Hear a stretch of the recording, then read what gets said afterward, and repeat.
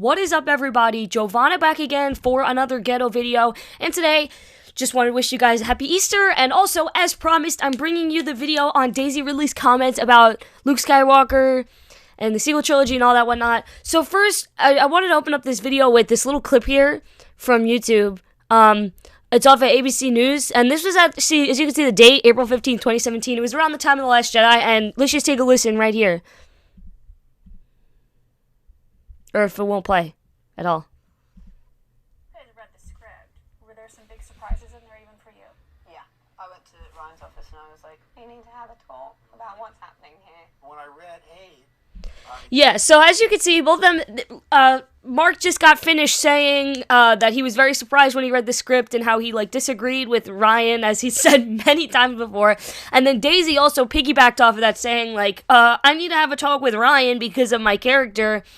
So, yeah, even she can understand it, and she has... I read before that she hasn't really seen the Star Wars movies before she was even cast in The Force Awakens. So, yeah. Here we got Mark Hamill felt like real Luke Skywalker in Star Wars 9, says Daisy Ridley. Daisy Ridley says Mark Hamill felt like the real Luke Skywalker in Star Wars The Rise of Skywalker. Luke's arc in the sequel trilogy was one of the most divisive elements of the new films. The optimistic and idealistic hero of the original trilogy had become a jaded cynic who went into self-imposed isolation, believing the galaxy would be a better place without him or the Jedi involved in the fight. Some felt this creative choice was bold and daring, while others said it ruined the character and the franchise. Even Hamill had reservations about the way Luke was portrayed in The Last Jedi, though he later regretted making those thoughts public. Not really. Disney probably just gave him a bunch of money and told him to shut his mouth for speaking out, because during the time of the film's release, you see in all these interviews that he was like, I fundamentally disagree with everything Ryan said, and then he had to go up on Twitter and say and apologize. But we all know that's not how he truly feels.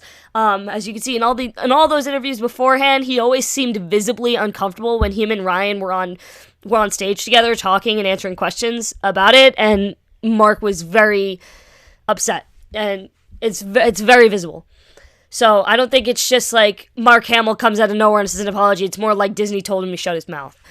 Hamill returned to play Luke one last time in The Rise of Skywalker, appearing as a Force ghost. There's a notable shift in his attitude during his interaction with Rey when compared to The Last Jedi. The sequence plays as a role reversal for the two, with Luke talking Rey out of living in exile and encouraging her to embrace her destiny. Luke's changed outlook on life wasn't lost on those who were making the film, and Ridley felt that must have been good for Hamill. The making of documentary included on the Rise of Skywalker home media release includes a segment about Hamill's return. In it, Ridley discusses how Luke is more reminiscent of the upbeat original trilogy protagonist in The Rise of Skywalker. Check out her interesting quote on the matter in the space below. It was probably nice for Mark to be more like the Luke of old, which I think JJ felt like he really wanted that. It was nice to feel, and even in the scene, to feel really comforted that, takes big sigh of relief. Luke Skywalker is here. So yeah, even she didn't have to say, oh, this feels like the real Luke. She said, no, Luke Skywalker is here. So yeah, and honestly, I don't blame any of these actors. I don't blame John Boyega. I don't blame Daisy. I don't blame Oscar Isaac. They all were just doing their jobs, and then they just got shitty writers to deal with here and shitty directors. So, yeah. Considering Hamill's past thoughts on The Last Jedi, it's fascinating to hear Ridley talk about the Rise of Skywalker scene in this manner. Some may interpret Ridley's comments as a marked rebuttal against what The Last Jedi was going for, going out of her way to praise the Rise of Skywalker for depicting a more heroic Luke. However, it's worth mentioning Rise of Skywalker director J.J. Abrams downplayed the notion he was criticizing The Last Jedi's Luke. Again, not true. So many freaking retcons in this movie. It might have not been J.J. Abrams' idea. It might have been Disney's idea to be like, hey, let's give these people a bunch of fan service because they clearly didn't like the subversion of expectations in The Last Jedi. Publicly admiring Rian Johnson's decision to give Luke an arc in The Last Jedi that he could build off of. But then again, JJ didn't build off of Luke's arc in The Last Jedi. He undid it in a way to make it seem like he was. The way he undid it was, Luke saying in the movie something like, I should have never told you to do this. I should have I should have never thrown out that Jedi's weapon, blah, blah, blah. Whatever the hell he said, I don't remember, I don't care. But plus, Ryan wasn't giving Luke an arc. Luke already had an arc. Luke didn't need another arc. The thing is, you don't need to make Luke Skywalker a rip-off Obi-Wan again. The thing is, the differences between the old Obi-Wan and old Luke is that old Obi-Wan lost basically his brother, Anakin Skywalker, to the dark side and the evil Emperor, the thing that they've been fighting against for years, and he thought that Anakin Skywalker was going to balance the Force, and he lost his brother, and he watched his friend burn in lava. But Luke Skywalker, however, old Luke Skywalker, had a shitty dream and went to go kill Ben Solo or whatever. I don't even know what the debate is between, oh, he wasn't trying to kill Ben Solo, oh, he was. I don't care. It looked like he was trying to cut him up with a lightsaber. So Luke had bad dream and killed his little emo boy. And it makes no sense with Luke because Luke found the good in his father. So they just don't connect. You can't make a rip-off Obi-Wan character again. You just can't. And nor can you you could give Luke another arc.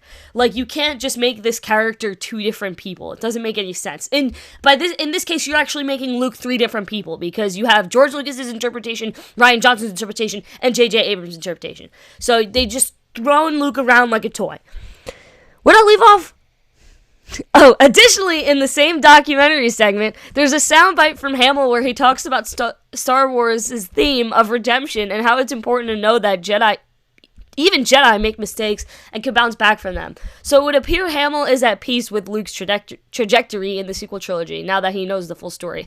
No, yeah, Mark was visibly unhappy when he went on press. He was at the red carpet for Child's Play. He was like, oh, I'm happy it's my last one. I'm happy I'm only coming back as a Force ghost. Remember that when he went for Child's Play and someone interviewed him on the red carpet about Star Wars and he was like, yeah, thank God it's my last one. He seems so relieved. Now he's not relieved because he's hearing the full story. Yeah, bullshit.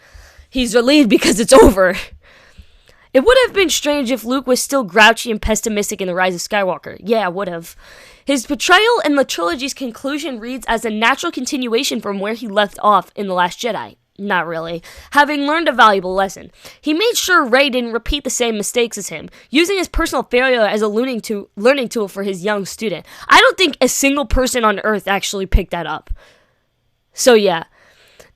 There admittedly are some issues with the Luke scene in The Rise of Skywalker, namely the X-Wing plot hole that required explanation in the novelization. No, actually everything literally required explanation in the novelization. Almost the whole sequel trilogy relies on the novelization of the movies to explain their plot holes and shit, their accidental plot holes. But Skywalker's point of view was not one of them. For all Star Wars fans, it was nice to see the Luke of old take the screen one final time. Not gonna lie, that was the only part I actually liked about Rise of Skywalker, was seeing actual Luke on the screen and not Jake. But everyone could see through the bullshit that this was just a tug of war between Ryan and JJ, and the Star Wars characters were basically the rope that they were pulling. So I don't know why Screen Rant is trying to, and people that are defenders of this film, they try and make up very little hidden hints that are not intentional whatsoever, such as oh, he's just teaching Rey a lesson. No, because then you're diminishing what Ryan wrote, even though I think that's completely fine, I don't really care, but you're diminishing what Ryan wrote because it's, no matter what, you're still retconning it. The Rise of Skywalker still retcons The Last Jedi, and I don't care what anyone says, it does, but whatever, I'm done. Source the Skywalker legacy. Alright. Yeah, but this comes to nobody's surprise. This is so obvious that everyone could see through this bullshit. I'm sorry, but if nobody could see through what Lucasfilm is doing and how unorganized Lucasfilm is with this trilogy, you're literally the Bird Box mask. I don't see what's wrong with Lucasfilm. I don't see political correctness everywhere. It's literally bullshit. This trilogy, backfired so hard. It's because of a lot of external factors, their just utter lack of planning, their utter lack of knowledge of Star Wars, and not consulting George at all. They threw out his scripts. Even, Bob Iger admitted it in his book. What the hell? It's just so obvious at this point. But, anyways, we're not going to change, I'm not going to change everyone's minds. The Phantom Menace might not change everyone's minds, even though we were right, but whatever, man. Thank you all for watching. I will see you guys in another video. Peace out.